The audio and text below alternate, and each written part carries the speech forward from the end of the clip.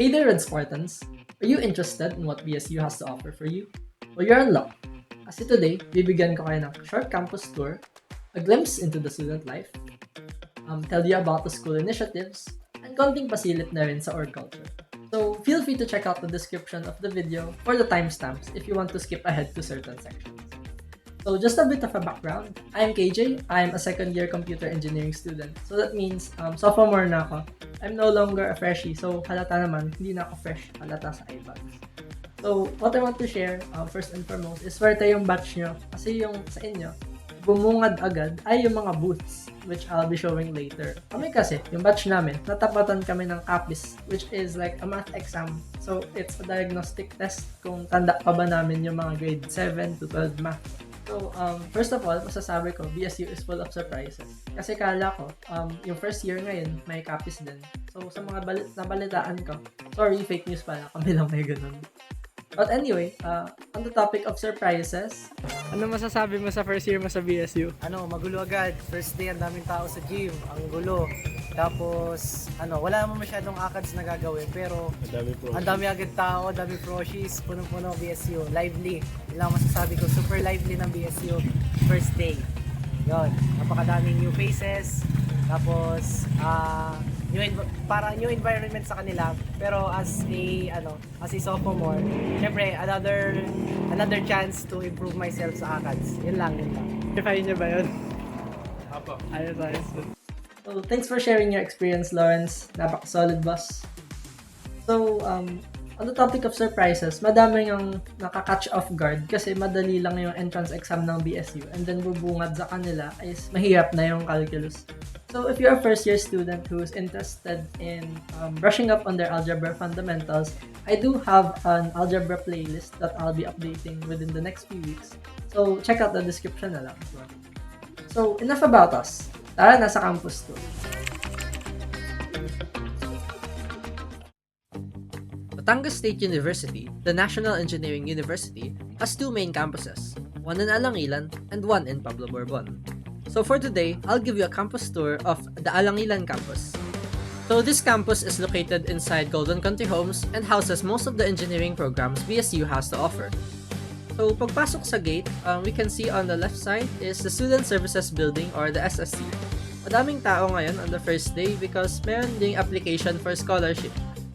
This building is where you'll get your documents for enrollment, scholarship applications, grade consultations, and more. So in front of the SSC, we have the CET building or the College of Engineering Technology. So some have asked what's the difference between engineering and engineering technology. Well, engineering technology in comparison is more practical and hands-on. It focuses more on the technology behind engineering that is needed to support it and its various processes. A bit more ahead, we have the Steer Hub. So the Steer Hub is a research hub. It has 4 stories worth of laboratories, and on the 5th floor, we have an events place for official symposiums conducted by the university. Usually, ang makikita nyo dito ay mga researchers, some of them pursuing their master's degree, or kaya naman ay professionals working in the field na. So makikita nyo rin dito yung student assistants, some of them working in the research, and some of them working on the office tasks.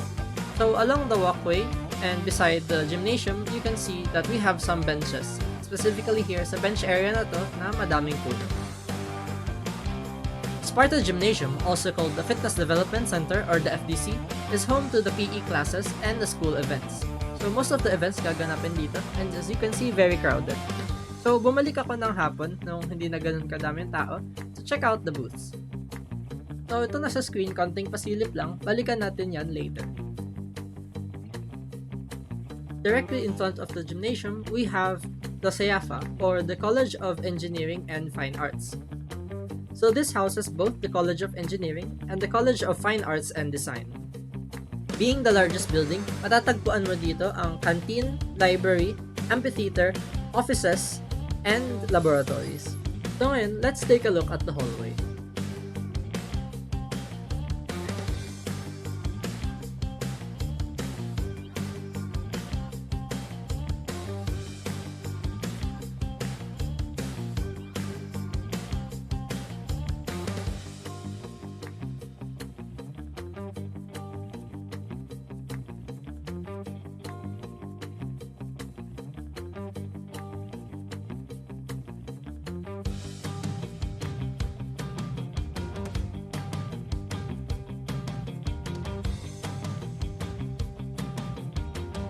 The canteen is located on the first floor, and on the right of the canteen, you can see the university shop, as well as the research generation office on the left kung saan bumibili naman ng uniform, ID lace, and others.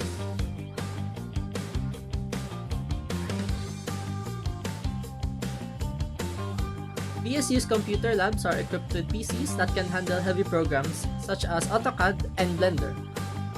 Most of the materials are provided in the science laboratories, just like the electricity modules kit you can see here. So side note, hindi ito yung tamang pagkabit ng modules. Sorry. Ganyan talaga guys.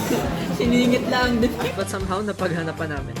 So the laboratories and the classrooms will encourage you to experiment and apply what you have learned.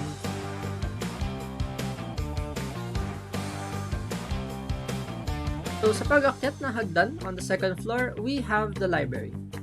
It houses a rich collection of books, especially for your academic use and your thesis writing.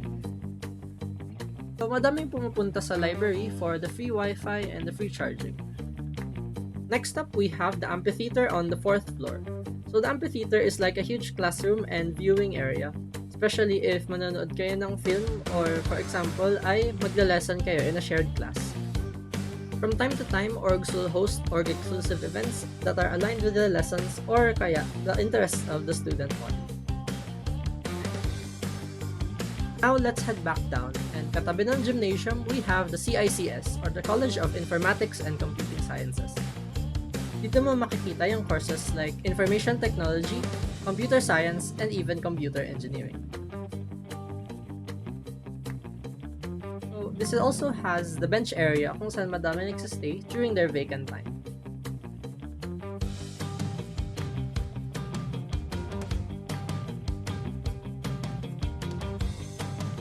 So beside the CICS building, we also have another building for additional engineering classes. So usually, you can see the lab here for civil and sanitary engineering students, as well as a couple other laboratories for others to use. Now this area under construction is the Knowledge, Innovation, Science and Technology Park. When construction is done, this will effectively double the size of the Alangilan campus, up to 5.62 hectares. So this is the first park of its kind registered under the Philippine Economic Zone Authority in the entire country. So these buildings will be constructed like the Steer Hub, which is more modern in appearance and has more robust laboratories inside them. So did you know that there is a cafe on the 5th floor of the Steer Hub? So medyo mataas nga lang yung hagdan para maabot dun, and by the time na makadating ka dun, gutom ka na. But I think it's absolutely worth it.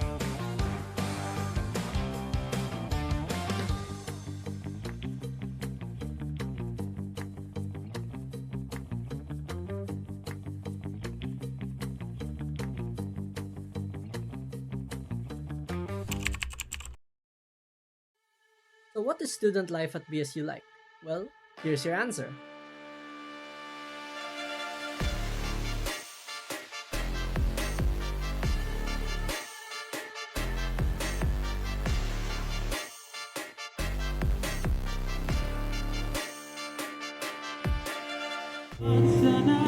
Sana naman di mapabigyan ang tibok ng puso. Sana naman ay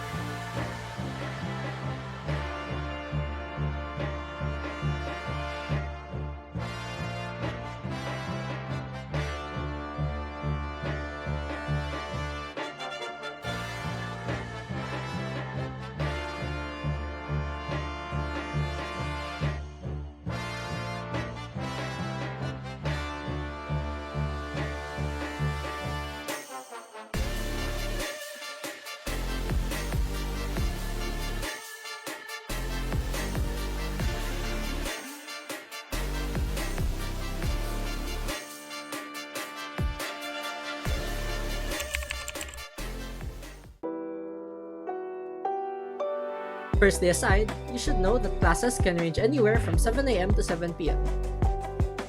So keep in mind that the rush hour here in Batangas is around 9 a.m. as people are all going to school or going to work.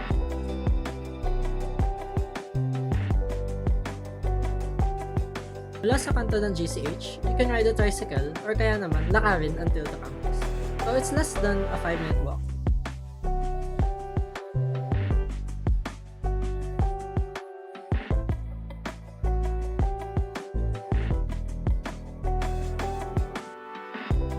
Unlike most high schools, you'll be able to exit the school premises even without a gate pass. So kapag mga vacant period, we usually visit the shops around the campus. So yung pag-aya ng merienda, usually nagiging yayaan na rin sa lunch.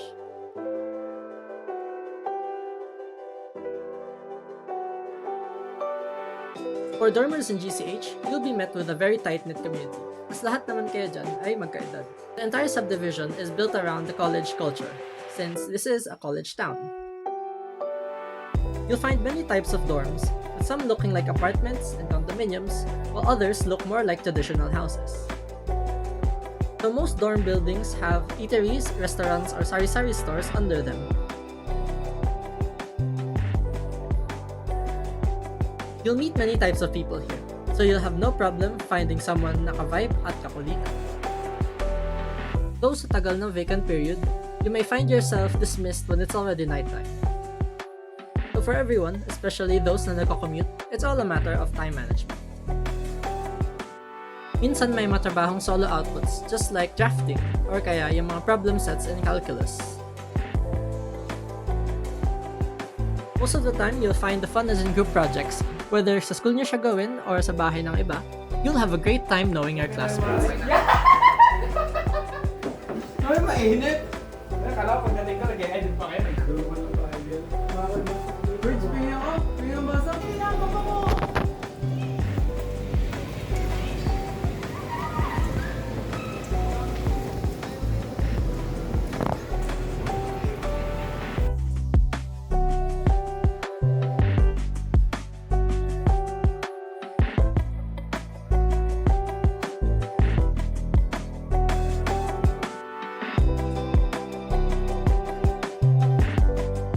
Wait lang.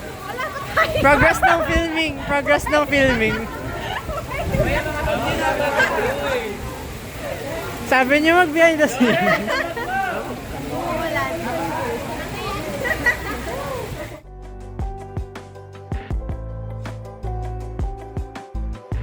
What I like most about BSU's org events is that all of them are related to your course and your interests. So hindi yan sayang ng panahon, it's actually very informative, whether you're just watching or whether you're an actual participant in the events. Choose genetic modification for themselves, promoting personal freedom and autonomy. This can be achieved by giving individual complete control over or not to avail this technology for the improvement of their self-expression or skill-related. ABSS ang huli.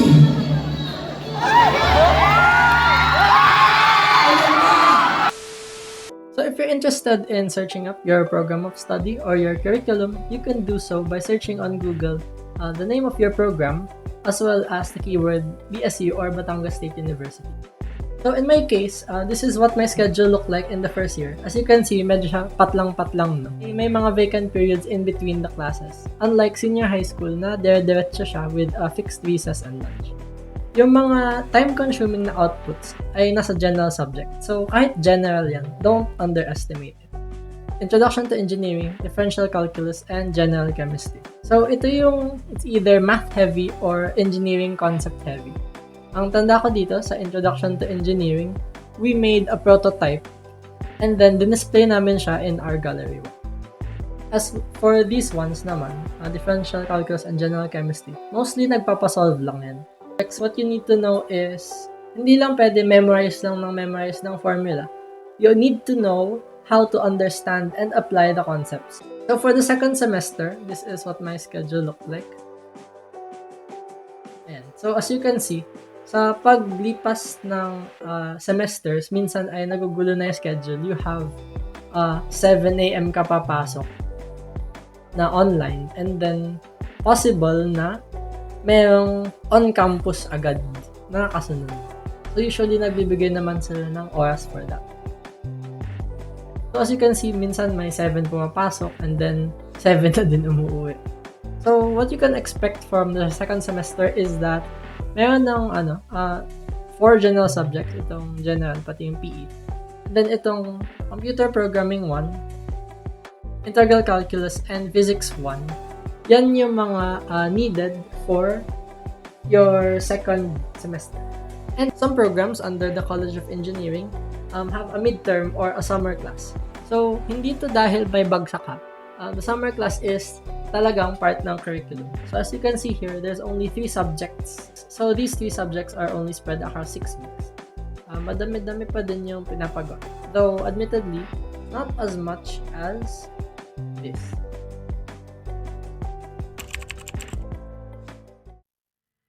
So, on the topic of school rules and initiatives, the first one we have naman is the dress code.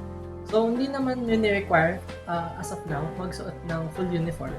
Mostly is you're supposed to wear a white t-shirt and pants. So, simple lang naman, any kind of shoes. Like rubber shoes, as long as closed-toe pwede. And then, not necessarily pure white din. You can have designs like this. So, this is from an org event. And sometimes from selling merch or other events, they have shirts like these. And so, check nyo lang yung mga Facebook page na mga school orgs nyo kasi madami yan for sure, mga white t-shirt. So, second, we have the hair length and color policy. So, as you can see here, pwede naman magpahaba ng buhok sa BSU. And then, the hair color, it can range from black to brown. So, pwede yung mga light na kulay katulad ng ganito. So, sa mga CWATs, ay pwede magpahaba ng buhok. But sa papasok ng ROTC, you will be asked to comply with the haircut rule. And pwede din, yung pagsuot ng cap, pwede siya sa labas lang ng building, pero pagdating sa loob, pinapatanggal. So the next one we have is the no erasure policy. So as you can see here, yung test papers namin is dapat malinis. Wala siya dapat kahit anong erasures. Even yung correction tape, hindi siya pwede. So, tingnan nyo dito. Gumamit ako ng correction tape and hindi siya tinamaan. Kahit tama yung sagot. Anyway, pwede naman gumamit ng correction tape sa mga solutions like this. But sa mga final answer, kailangan ay wala siyang correction. So this is true for all subjects. So fourth on the list, we have avoiding single-use plastics. So you can see sa BSU, ay minsan hinaharang yung nagdadala ng supot ng pagkain or yung bottled water sa gate. Usually kasi, we're expected to bring tumblers na refillable sa mga water fountain. And then, yung mga pagkain natin is nakalagay sa baunan or sa Tupperware. So, this is in line with the SDGs na sinusunod ng campus or Sustainable Development Goals. So, even sa canteen and sometimes sa mga sponsored na food booths doing org events, papansin niyo is puro paper yung pinaglalagyan nila. So, wala silang styrofoam and plastic na lalagyan. And then, most of the time, kung saan ka bumili ng pagkain, dun mo din ibabalik yung basura to prevent littering in the campus.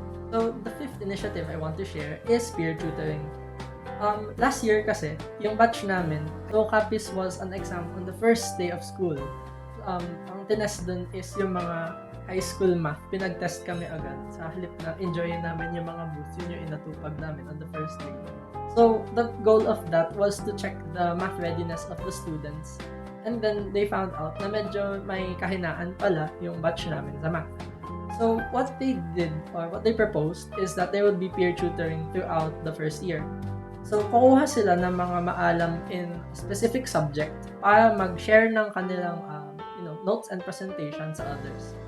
So, ako, on a few occasions, I've been a math tutor para sa Capis project na yun. So, in our department, nag-share ng Google Meet and then pwede sumali from different sections. Likewise, sumali din ako sa ng iba, especially for subjects like physics and chemistry. So, if magkaganon yung batch nyo ulit this year, I highly recommend na salihan yun.